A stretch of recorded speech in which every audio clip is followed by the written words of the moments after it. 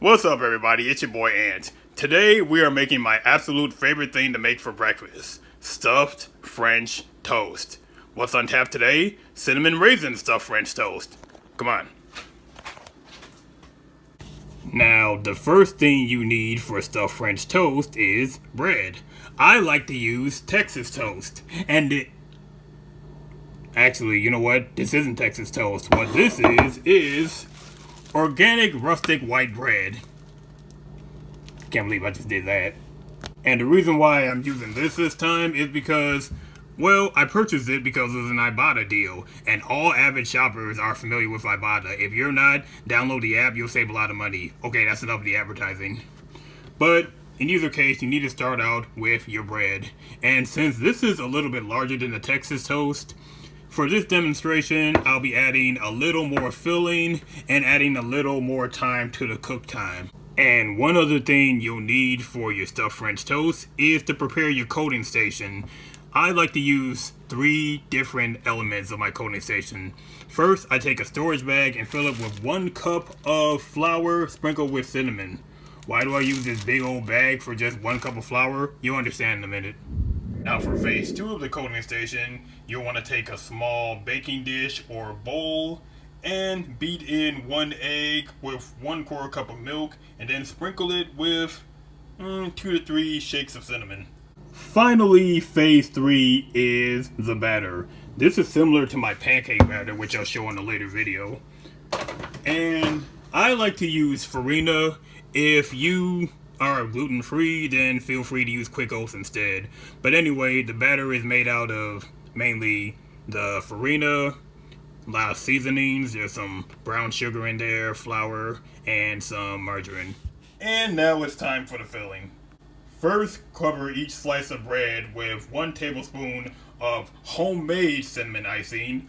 I'll include that recipe as well, but you know what? Since this slice of bread is larger, why don't you go ahead and add about 3/4 teaspoon more of icing on each slice of bread.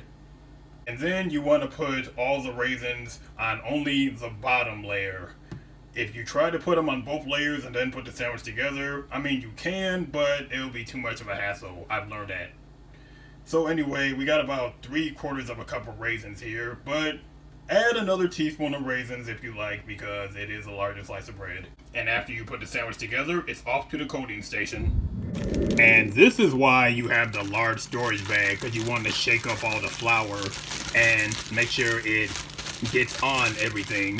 You just want to do this for about 5 to 10 seconds. And almost there. Come on. Okay, maybe sometimes it's 15 seconds. But just until everything's all nice and coated. Oh, and you want to pick up your pancake turner right now, even though you're not going to be cooking quite yet. You'll see why in a second. And after shaking the excess flour off the sandwich, you're going to move it to phase 2. And you are going to coat that on all sides, even the little small sides if you can get it. If you can't, that's okay. And you'll see some of the raisins are falling out. That just can't be avoided, but it'll be fine. Now, here's why you need a pancake turner. You're going to use it to transfer everything from phase 2 to phase 3. Now, an easier way to coat in here is to use the spoon you use to mix up the batter and just coat it like so. It may take a little bit of time, but that's easier than using the pancake turner to just flip it. I mean, you can do that too. It might take more time to do that, but I like doing it this way better. Now, by this point, you should be familiar with our large grease skillet. Transfer your sandwich into it, and you might want to flip it right away. And fry that for 2 minutes and 35 seconds on medium-high heat. Normally it would be 2 minutes and 30 seconds, but again, it's a larger piece of bread. And right before I flip this, you will understand my favorite part, which is the crust. And we still have a little more than half a minute left, but you can see the crust is forming already. So, look at that crust. Just look at that. That is my absolute favorite thing about stuffed French toast. Anyway, you're gonna cook this side for 2 minutes and 20 seconds. Of course, normally it'll be 2 minutes and 15 seconds, but larger slice of bread. Okay, time to dig in.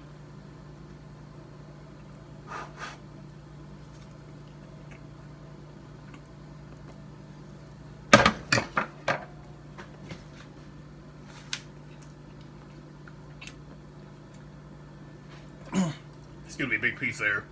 Now, as much as I like French toast, stuffed French toast puts regular French toast to shame. And the best thing about this stuffed French toast is that no syrup is required.